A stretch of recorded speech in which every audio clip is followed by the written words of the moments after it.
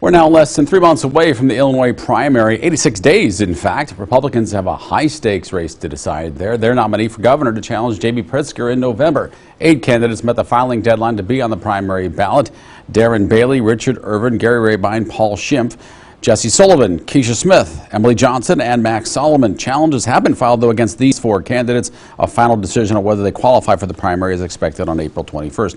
You know, by now we like to follow the money in these campaigns. There is a lot of it. This is how much they have to work with this quarter based on the cash on hand at the end of the year and campaign contributions reported so far this year. Darren Bailey, almost $1.75 million. Richard Irvin, more than $22.5 million. Gary Rabine, almost $1.74 million. Paul Schimpf, much lower at $146,000. Jesse Sullivan at roughly $9.2 million. No financial reports for Keisha Smith or Emily Johnson. And Max Solomon is just short of $7,000. Now, we will get to know Max Solomon better this morning. He was born and raised in Nigeria, graduated from high school there. Solomon came to the United States in 1992 when he was 21 years old. He earned a bachelor's degree from DePaul University in political science.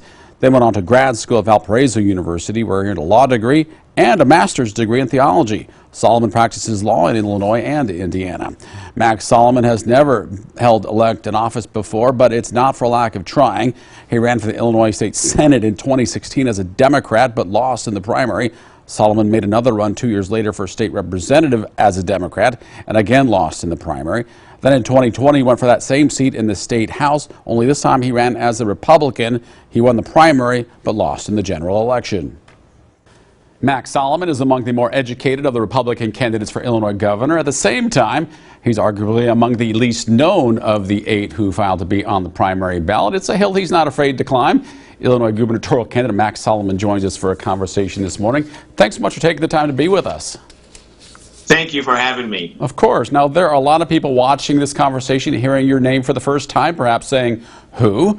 A few of the other candidates do have better name recognition for different reasons. How do you convince those people saying who into voting for you for the primary? My name is Max Solomon. As you said, I live in Cook County in Hazel Crest.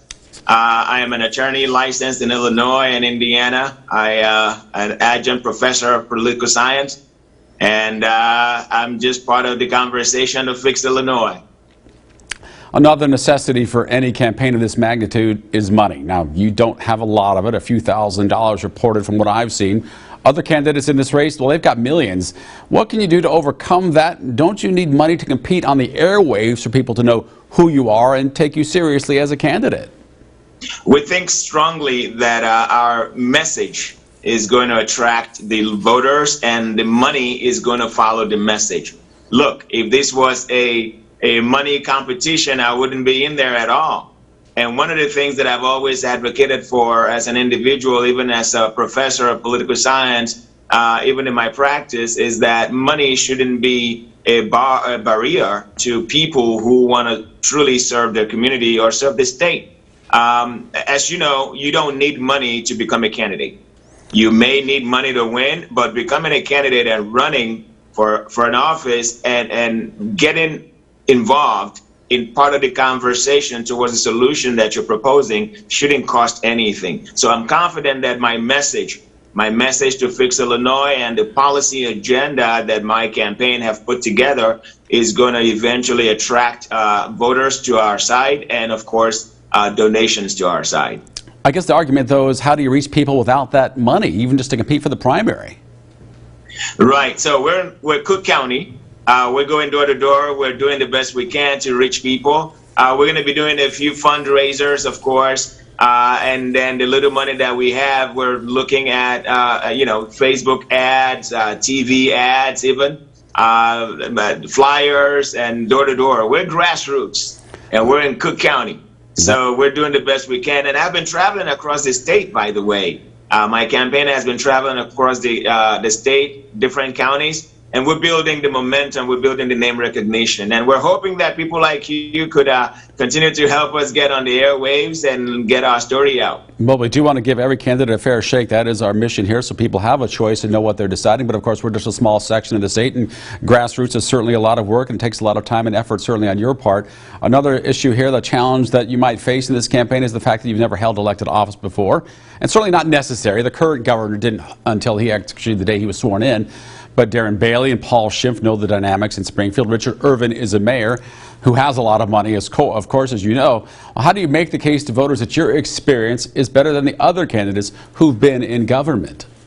Yes, what I lack in actual physical experience in office, I make up for in knowledge.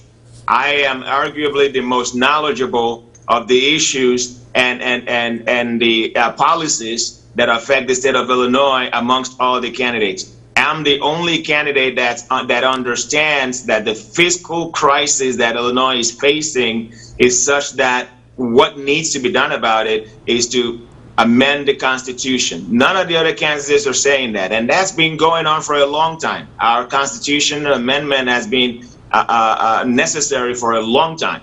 And many of the candidates that have run, even before now, nobody has ever touched the constitutional amendment of pensions. And I'm running on that. And of course, I teach political science. I'm an attorney. So what I say about myself is I teach politicians to go serve. And when they don't do it right, I run myself to fix things. Time for a quick break from our conversation. Coming up, education priorities, how he defends his criticism of public schools he calls perverse. For the record.